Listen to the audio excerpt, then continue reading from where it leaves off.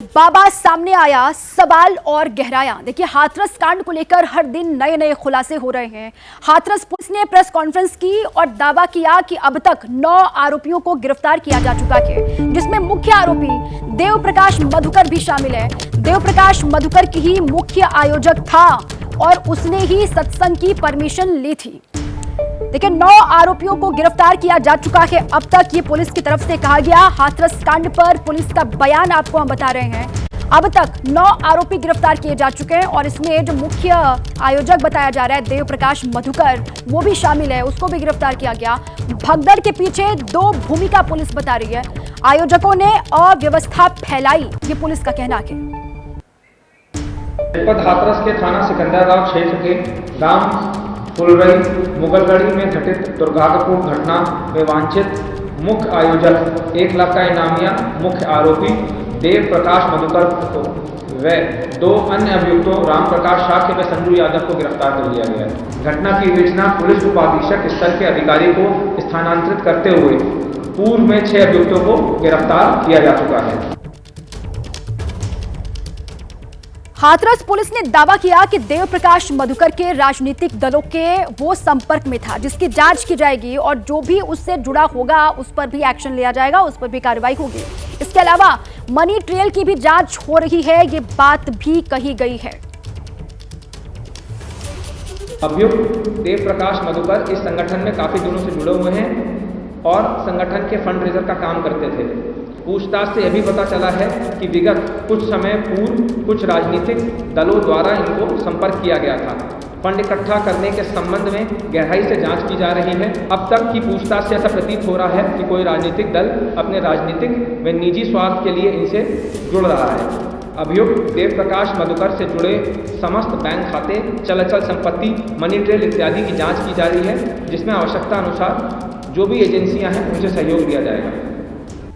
हाथरस कांड से जुड़ी एक और बड़ी खबर आपको हम दे दें। मुख्य आरोपी देव प्रकाश मधुकर से हाथरस पुलिस लगातार पूछताछ कर रही है। देव प्रकाश से ये पूछताछ एडीजी रैंक के अधिकारी कर रहे हैं, लेकिन देव प्रकाश मधुकर पुलिस को सीधा जवाब नहीं दे रहा है, ये बात भी सामने आ रही है। वो सिर्फ खुद को बार बार बाबा का सेवादार बता रहा है और यूपी पुलिस मधुकर से सत्संग में फंडिंग का सोर्स जानना चाहती है कि आखिर फंडिंग कहां से होती थी। अब खबर ये आ रही है कि सीधा जवाब नहीं दे रहा है देव प्रकाश मधुकर, खुद को बार बार वो भोले बाबा का सेवादार बता रहा है और जवाब देने में टालमटोल कर रहा है, ये जानकारी सामने आ रही है।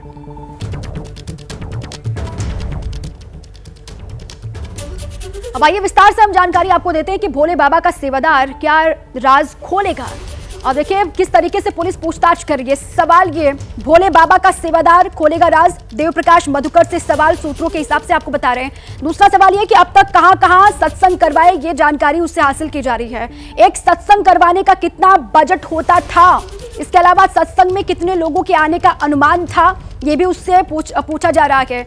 और तुम्हारे हिसाब से सत्संग में कितने लोग उस दिन पहुंचे थे जब वहां पर भगदड़ मची थी, चंदा कितना आया और क्या बाबा को इसके बारे में जानकारी दी। 7वां सवाल, सत्संग के चंदे का हिसाब कौन रखता है, ये भी जानने की कोशिश होगी मधुकर से। 8वां सवाल, सत्संग में भगदड़ कैसे मची, ये भी जानने की कोशिश की जा रही है कि आखिर कैसे इतने लोगों की जान चली गई। सेवादारों ने भीड़ पर लाठियां चलाई थी, जैसा कि दावा भी किया गया कि सेवादारों ने वहां पर जो लोग थे उन पर लाठियां बरसाई। हादसे के समय तुम कहां पर थे, ये मधुकर से पूछा जाएगा कि जब हादसा वहां पर हुआ तो तुम कहां पर गए थे। इसके अलावा देखिए 24 सवाल हैं ऐसे जो लगातार पुलिस जिनके जवाब मधुकर से लेने की कोशिश कर रही है। अब आइए मेरे सहयोगी वीरेश पांडे जुड़ चुके हैं जो इस खबर को लगातार ट्रैक भी कर रहे हैं, इस पर नजर बनाए हुए हैं। वीरेश, सबसे पहले तो विस्तार से आप जानकारी दीजिए कि अभी तक जांच कहां पर पहुंची है। 9 आरोपियों को गिरफ्तार अभी तक किया गया है, ये बताया गया हाथरस पुलिस की तरफ से। जांच कहां तक बढ़ी और किस दिशा में आगे बढ़ी, उसके बाद फिर इन सवालों पर मैं आपसे सवाल करूंगी। देखिए, जो अब तक 9 लोगों को गिरफ्तार किया गया है, 2 लोगों को हाथरस से आज गिरफ्तार किया गया है, राम प्रकाश शाक्य को और संजू यादव को। मधुकर को कल रात में गिरफ्तार किया गया, नजफगढ़ से, हॉस्पिटल से नहीं किया गया है, उसे गिरफ्तार नजफगढ़ जगह से करके 11 बजे इसे लाया गया है। जांच कहां बढ़ रही है? जांच राजनीतिक दिशा में बढ़ रही है, जो साजिश है उसकी तरफ बढ़ रही है, षड्यंत्र की तरफ बढ़ रही है। इसमें जो पुलिस ने दिया है, रिकॉर्ड दिया है, इसमें सारी चीजें हैं। उसमें जो मधुकर है उसकी 2 भूमिकाओं पर प्रकाश डाला गया है कि वो मुख्य आयोजक की भूमिका बाबा के यहाँ निभाता था, इसके अलावा फंड रेजर था वो, और साथ ही साथ जांच बढ़ रही है कि फंड कहां से आता था। साथ ही साथ ये जांच चल रही है कि कौन राजनीतिक दल के लोग आका बाबा के संपर्क में रहते थे, टिकट देते और दिलवाते थे। और पुलिस का कहना है कि उसमें अगर नाम किसी भी दल के बड़े नेता का आएगा तो उसे छोड़ा नहीं जाएगा। बड़ा जोर था आज जो एसपी हाथरस है निपुण अग्रवाल का कि राजनीतिक लिंक है इसमें, इससे इनकार नहीं किया जा सकता।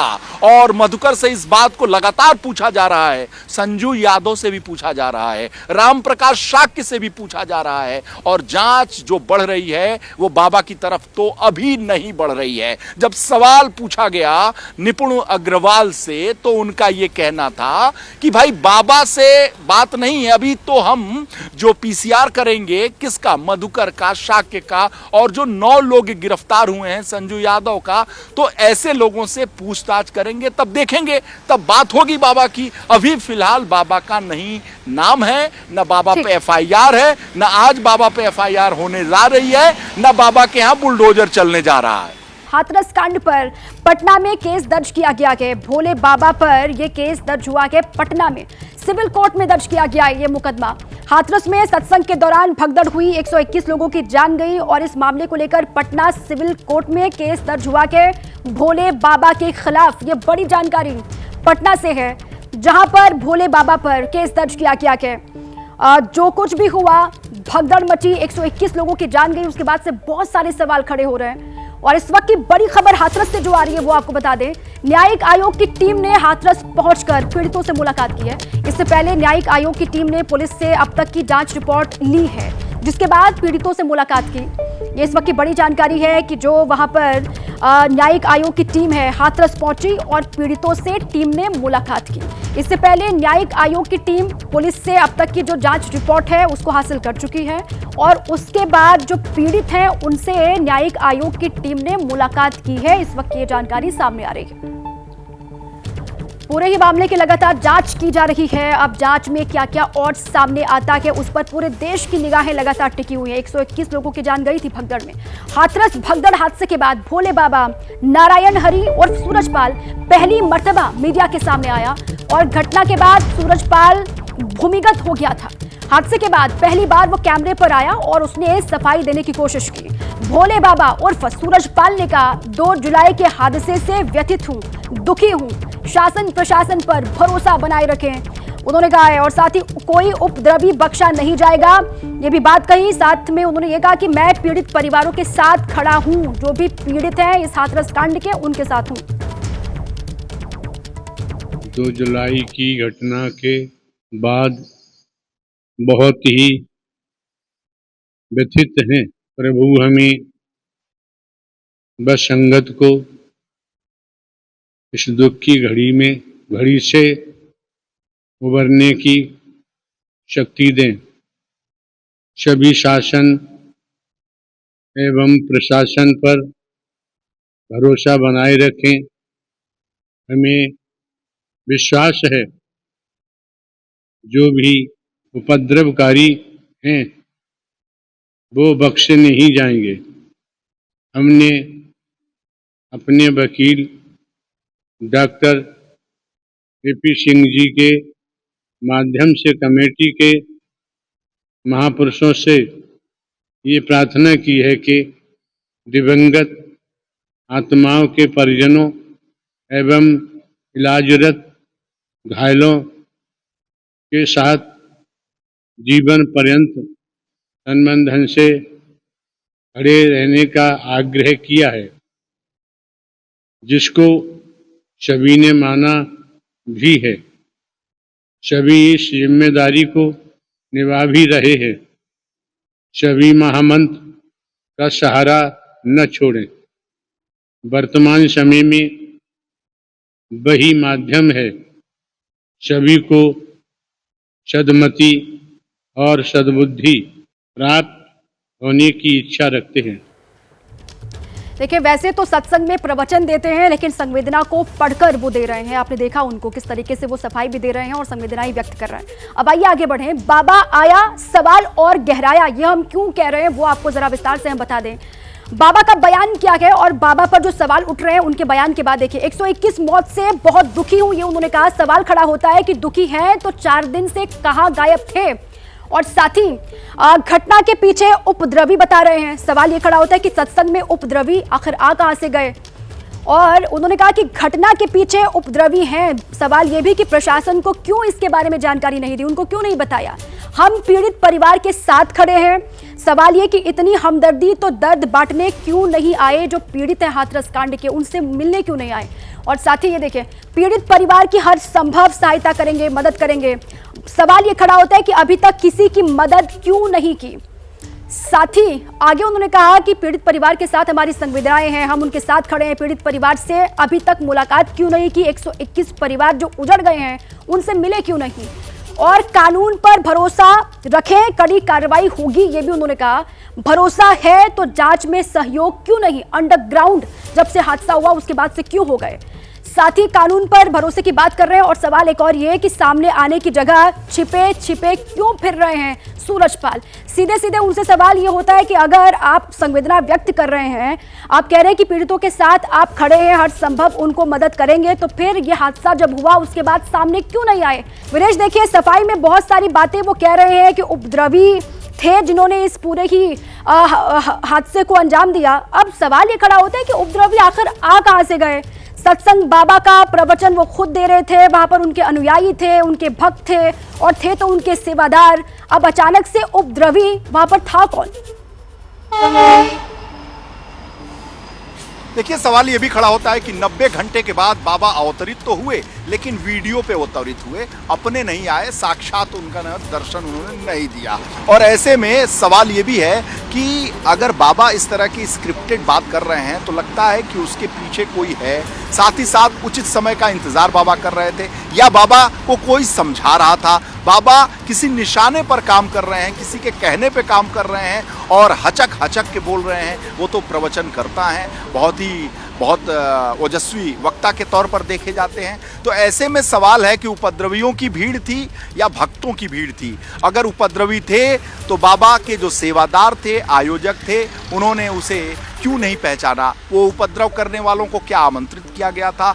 ये उपद्रवी थे वहाँ, तो प्रशासन वहाँ क्या कर रहा था।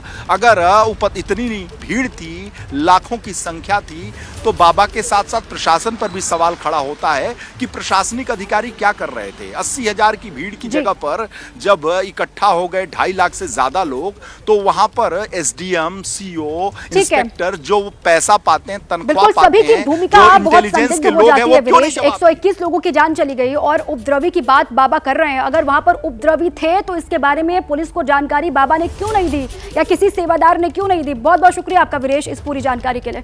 देखिए, हाथरस के शोकना गांव के कालीचरण ने भगदड़ में अपनी मां को खोया है, जिसके बाद से वो भोले बाबा पर सवाल उठा रहे हैं। ऐसा ही पीड़ित विनोद भी है, जिन्होंने अपनी मां, पत्नी, अपनी बेटी को खो दिया।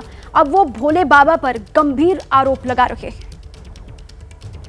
कुछ नहीं, ऐसा कोई बात नहीं है। न कोई बाबा का आदमी आया हो, न कोई आदमी का कोई आया बाबा का। कोई कैसी भी चर्चा नहीं है बाबा की आने की। कोई चीज हमारे पास कोई आया नहीं है। वैसे पत्रकार वगैरह, विधायक वगैरह, जे लोग आए बस हमारे पास, और नहीं आए कोई। तो बाबा के यहाँ से कोई भी उनका संगत का नहीं पहुंचा? कोई नहीं पहुंचा, नहीं कोई आया। अभी तक कोई नहीं आया। 4-5 दिन है तब से किसी ने नौनी की बाबा के संगत वालों ने कि वहां पे चल के देखे क्या हुआ, क्या नहीं हुआ है, कैसे क्या है। कोई पता निशान कोई नहीं है। कौन से बाबा? भोले बाबा जी। यहाँ कोई नहीं आया, यहाँ कोई नहीं आया, न कोई सहायता, न कोई कुछ नहीं। इस हादसे में 3 लोग आपके यहाँ से चले गए। मेरी माँ जयमंती नाम है, मेरी घरवाली राजकुमारी नाम है, मेरी लड़की है 8-9 साल की भूमि। तीनों ही चले गए। मैं तो वित्त मंत्री निर्मला सीतारमण 23 जुलाई को बजट पेश करेंगी। दरअसल 18वीं लोकसभा का पहला सत्र समाप्त हो चुका है। इसमें नवनिर्वाचित सांसदों को शपथ दिलवाया गया और लोकसभा और राज्यसभा की संयुक्त बैठक हुई थी, जिसे राष्ट्रपति द्रौपदी मुर्मू ने संबोधित किया था। अब सबकी निगाहें बजट पर टिकी हुई हैं, बजट सत्र पर टिकी हुई हैं। 22 जुलाई से 12 अगस्त तक संसद सत्र चलेगा, ये बड़ी खबर।